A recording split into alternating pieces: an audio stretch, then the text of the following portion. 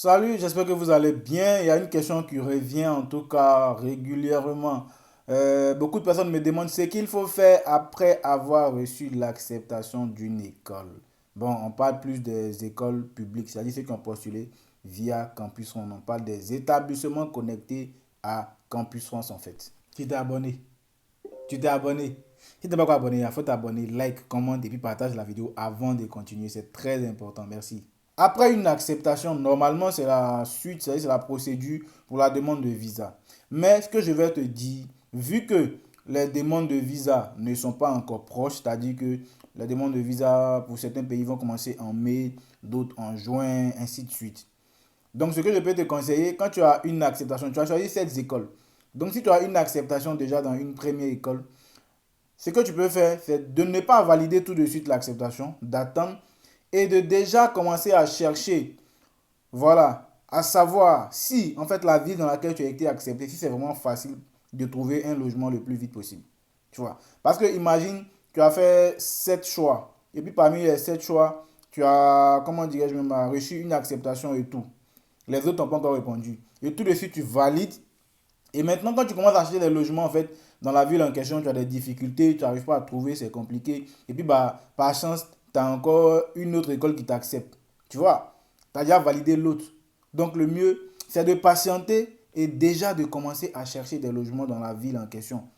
Comme ça, si c'est facile pour toi, si c'est facile pour trouver un logement et tout, voilà, voilà, tu valides ça et puis, bah, c'est bon. Parce que sachez qu'en fait, trouver le logement, c'est une étape aussi assez difficile.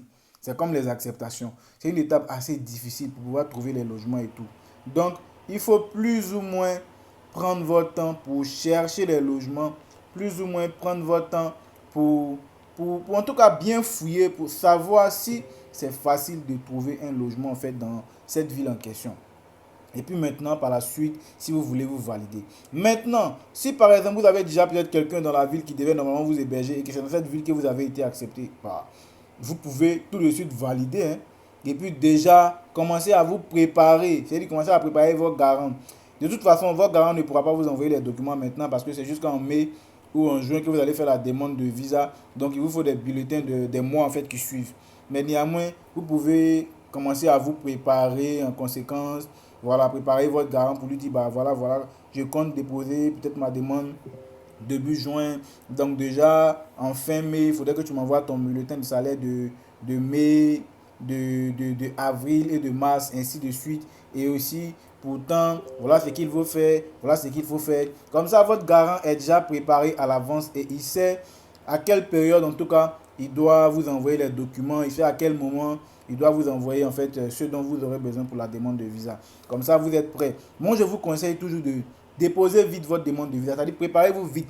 Si je n'ai pas dit que si votre dossier n'est pas encore prêt, allez-y déposer votre visa. Non. Si vous pouvez constituer votre dossier le plus tôt possible et dès qu'on démarre les demandes de visa, vous déposez, faites-le. Parce que ça vous donne plus de chances. Ça vous donne plus de chances.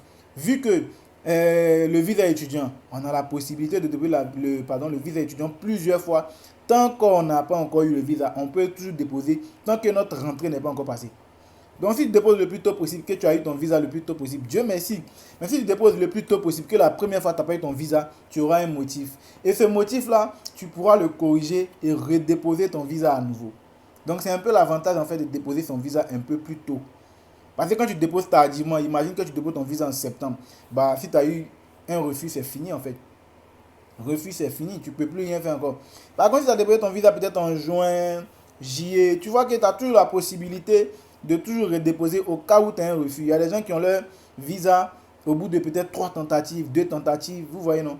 Donc, prenez-vous à l'avance pour ceux qui ont vite eu leur acceptation, commencez à chercher les logements. Parce que c'est une étape vraiment assez difficile.